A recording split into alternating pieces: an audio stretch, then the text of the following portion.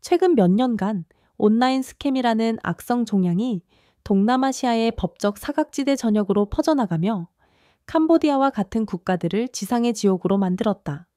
아시아는 물론 전 세계 수만 명의 사람들이 인신매매를 당하고 삼엄한 경비가 펼쳐진 복합단지에 감금된 채 고문당하며 초국가적 범죄 조직의 도구로 전락해야 했다.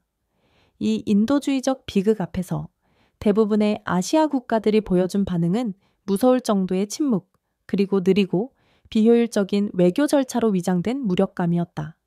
소리 없는 구조 요청은 그렇게 잊혀가는 듯 했다. 그리고 서울이 나섰다. 외교 공안으로도 공허한 호소로도 아니었다. 대한민국은 전광석화와 같은 작전, 지역 전체가 숨을 죽이게 만들 만큼 냉혹하고 효과적인 국가 권력의 시연으로 행동했다. 그들은 단지 자국민을 구출한 것이 아니었다. 그들은 게임의 법칙을 새로 썼고 레드라인을 그었으며 보호받는 국민이라는 것의 의미를 재정의했다. 이 행동은 거대한 충격파를 일으켰고 그 정점은 이웃나라 태국인들로부터 터져나온 질투와 선망 어린 외침이었다. 한국인으로 태어난 것은 정말 행운이다. 이 말은 단순한 감탄이 아니다. 그것은 아시아의 나머지 국가들은 꿈만 꿀 수 있는 다른 차원의 국격과 힘에 대한 인정이었다. 서울의 과감한 행동을 이해하려면 다른 국가들이 감히 넘지 못했던 장벽, 바로 국가 주권을 들여다봐야 한다. 고전 국제관계 이론에 따르면 내정 불간섭 원칙은 신성 불가침이다. 하지만 바로 이 지점에서 대한민국은 자신이 훨씬 더 진보적이고 강력한 교리에 따라 행동하는 21세기형 강대국임을 증명했다. 그 교리의 이름은 바로 책임으로서의 주권, 소버런티, 어스 레스폰시빌리티 본이이다. 한 국가는 자국 영토 내에 사는 사람들의 법과 안전을 보호한다는 가장 핵심적인 책임을 수행할 능력과 의지가 있을 때에만 그 주권을 존중받을 자격이 있다는 것이다. 그리고 이 사건에서 캄보디아는 처참하게 실패했다. 법치 국가의 붕괴, 국제보고서들은 이 범죄 조직들로부터 나오는 수익이 캄보디아 GDP의 거의 절반을 차지한다고 지적한다. 다른 국가들로부터의 수사협조 요청 중 70%가 묵살되거나 거부되었다. 이것은 더 이상 단순한 부패가 아니다. 이는 국가 포획, 스테이트 캡처, 즉 현지 경찰부터 고위 관료에 이르기까지 국가 기구 전체가 범죄의 도구나 공범이 되어버린 상태를 의미한다. 국가 주권이 범죄의 방패막이로 변질된 것이다. 권력의 공백을 메운 대한민국, 다른 아시아 국가들의 무력함은 그들이 이미 썩어 문드러진 주권 원칙을 경직되게 고수하고 있다는 점에서 비롯되었다. 반면 대한민국은 국가는 세계 어디에 있든 자국민을 보호할 의무가 있다는 최상의 교리에 따라 행동했다. 현지 국가가 무력해지거나 공범이 되었을 때 권력의 공백이 발생했고 서울은 그 공백을 메우는 것을 주저하지 않았다. 최고 수준의 권력으로 질서를 재정립하다. 대한민국이 국가정보원 오픈 NES, 요원까지 포함된 범부처 합동특별팀을 파견한 것은 더할 나위 없이 명확한 신호였다. 그들은 협력하러 온 것이 아니었다. 그들은 질서를 강제하러 온 것이었다. 그들은 프놈펜과 전 세계를 향해 냉혹한 메시지를 보냈다. 당신들의 질서와 법치가 붕괴하여 우리 국민에게 직접적인 위협이 될 때 우리는 당신들의 영토 위에서 일시적으로 우리들의 질서를 강제할 것이다. 워싱턴 DC의 전략국제문제연구소 CIC 소속 글로벌 안보 전문가인 엘레노어 벤스 박사는 이렇게 논평했다. 캄보디아에서의 한국의 행동은 국제관계학 교과서에 실릴 만하다. 그들은 책임으로서의 주권 이론을 실제 행동으로 완벽하게 전환시켰다. 서울은 현대 세계에서 자국민의 안전은 타협할 수 없는 가치이며 그 주권이 남용될 때는 전통적인 주권 원칙조차 초월할 수 있음을 증명했다. 따라서 서울의 호르모 행동은 분노의 표출이 아니었다. 그것은 아시아 전체에 새로운 선례를 그은 계산된 힘과 책임의 확고한 선언이었다. 주권에 대한 도전이 교리적 차원의 과감함이었다면 서울이 그것을 실행한 방식은 강갑 외교, coercive diplomacy, 기술의 경지에 오른 명령이었습니다. 이것은 전쟁이 아니라 총 한 발 쏘지 않고 상대를 굴복시키기 위해 권력의 지렛대를 영리하게 사용하는 것입니다. 대한민국은 빠져나갈 길 없는 완벽한 압박의 올가미를 만들어냈습니다.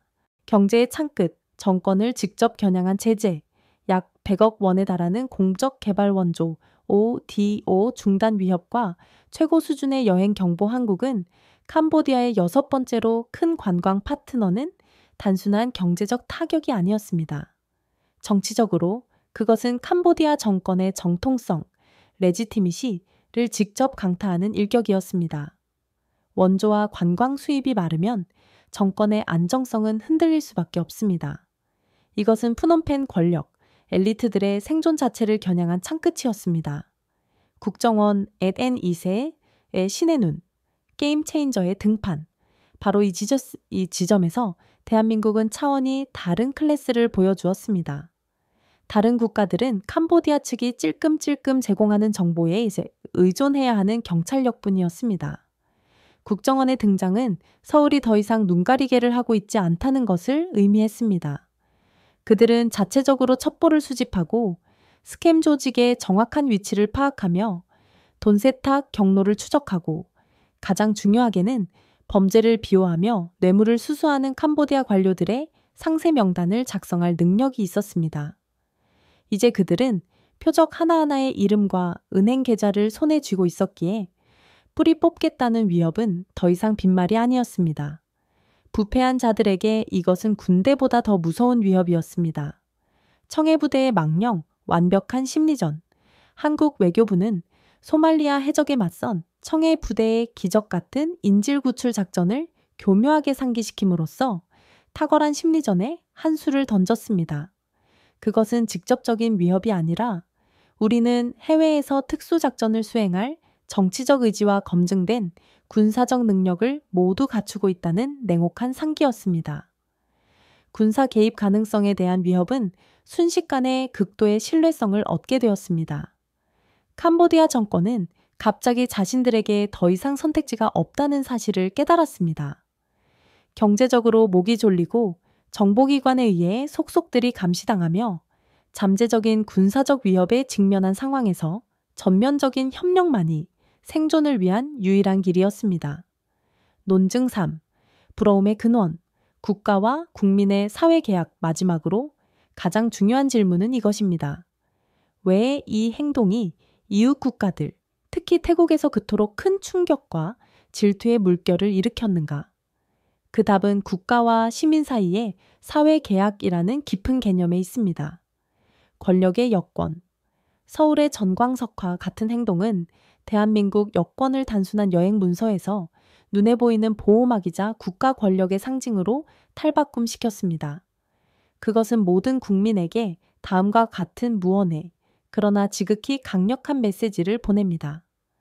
당신이 세계 어디에 있든 어떤 위험에 처하든 당신의 몸에 대한민국의 피가 흐르는 한 세계 10위권의 경제대국이자 군사 강국의 힘이 항상 당신 뒤에 있다. 국가는 당신을 버리지 않는다. 방콕의 탄식, 한국인으로 태어나서 정말 다행이다. 라는 태국 국민들의 질투 어린 말은 외교적 수사가 아닙니다. 그것은 자국 사회 계약의 실패에 대한 씁쓸한 인정입니다. 자국민 수천 명이 인신매매 당하고 고문받으며 개죽음을 당하는 것을 보면서도 정부로부터 어떠한 강력한 조치도 없는 현실을 목도하는 한편 한국 국민은 국가가 모든 수단을 동원해 구출해내는 것을 보았을 때 그들은 양국 정부가 바라보는 국민 한 사람의 가치에 대한 심오한 차이를 깨달은 것입니다. 이 질투는 단순한 감정이 아니라 국가기구의 효율성, 책임감, 그리고 관심에 대한 냉철하고 이성적인 비교입니다. 궁극의 소프트 파워, 이것이야말로 가장 정수적이면서도 강력한 형태의 소프트 파워의 발현입니다. 소프트 파워는 단지 오스카상을 받는 영화나 빌보드 차트 1위를 하는 아이돌 그룹이 아닙니다. 궁극의 소프트 파워란 다른 나라 국민들이 당신의 국가가 자국민을 보호하는 방식을 보고 자신도 그 일부가 되고 싶다고 외치게 만드는 것입니다.